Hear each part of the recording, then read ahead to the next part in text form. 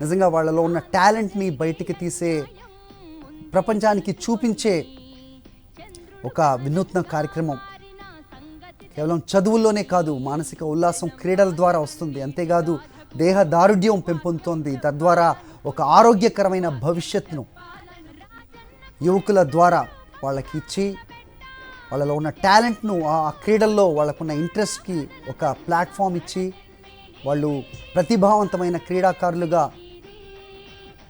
Emerge అవ్వడానికి ఆంధ్రప్రదేశ్ ప్రభుత్వం వెన్నుదన్నుగా ఉండి, ఎక్కడ ఎవరు దేశంలో చూస్తే కనుక ఏ రాష్ట్రంలో కూడా ఇలాంటి కార్యక్రమాన్ని చూసి ఉండరు.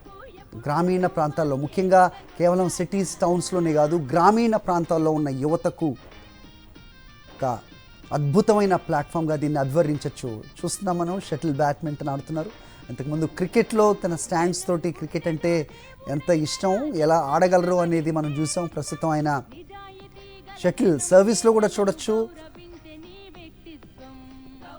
ఆయనకి బాగా పరిచయం ఉన్న ఆట అనేది ఖచ్చితంగా తెలుస్తుంది. శాప్ చైర్మన్గా ఉన్న సిద్ధార్థ రెడ్డి, అలాగే బ్యాడ్మింటన్ ప్రొఫెషనల్ క్రీడాకారులతో ఆయన షటిల్ బ్యాడ్మింటన్ ఆడుతున్నారు.